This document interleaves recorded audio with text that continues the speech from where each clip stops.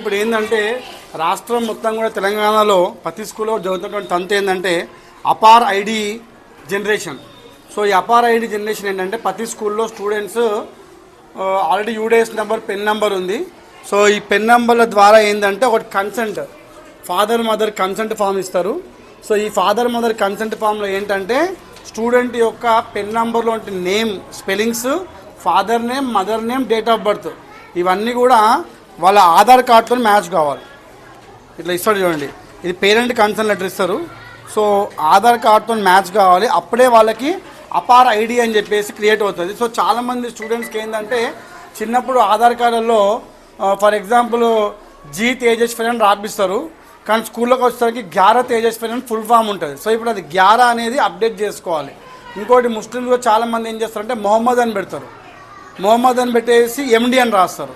So మొహమ్మదా ఎండియా ఏదైనా ఒకటి చూస్ చేసుకుని అన్నింటిలో సేమ్ ఉండే విధంగా ఈ అపార్ ఐడి క్రియేషన్ ఉంటుంది. నేను తెలుగు సార్ మార్నింగ్ నుంచి ఇదే చేస్తున్నాము.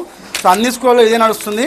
ఇక్కడ ఏంటంటే ఇప్పుడు ఇంతకుముందు స్టూడెంట్ ఆధార్ కార్డు ఉంటుంది, ఇప్పుడు ఎవరో తీసుకున్నాం ఆధార్ కార్డు మనం father mother and student, father mother student ముగ్గురు ఆధార్ కార్డులు తీసుకొని ముగ్గురు కూడా మ్యాచ్ చేస్తున్నాం. ఎందుకంటే ఇప్పుడు అపార్ ఐడిలో ఏంటంటే స్టూడెంట్ యొక్క ఫాదర్ నేమ్ కరెక్ట్గా ఉండాలి, మదర్ నేమ్ కూడా కరెక్ట్గా ఉండాలి, అప్పుడే ఐడి అనేది క్రియేట్ అవుతుంది. సో ఇది లాంగ్ ప్రాసెస్. సో మేము ఇప్పుడు ఈ ఫామ్స్ తీసుకెళ్ళి సిఆర్పి మేడం దగ్గరికి వెళ్తున్నాము. అక్కడ కూడా మీకు మాట్లాడి ఆమె యొక్క స్పందన వినిపి, ఎందుకంటే కంపల్సరీ అందరు రాష్ట్రం తెలంగాణ రాష్ట్రం ప్రతి ఒక్కరు కూడా అపార్ ఐడి చేసుకోవాల్సిందే. ఎందుకంటే ఇది అంతా కూడా డైరెక్ట్ సెంట్రల్ గవర్నమెంట్కి వెళ్తుంది.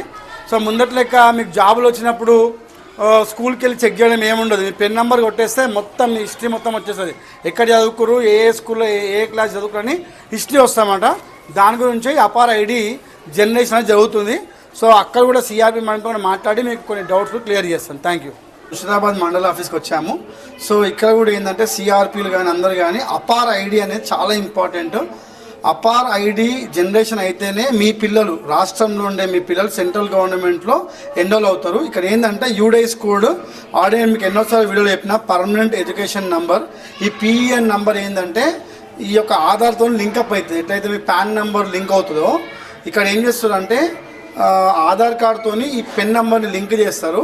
సో ఇక్కడ ఏమవుతుందంటే ఈ name, student name, father name, mother name, date of birth ఒక్కసారి అప్డేషన్ అయిన తర్వాత మళ్ళీ చేంజ్ కాదు.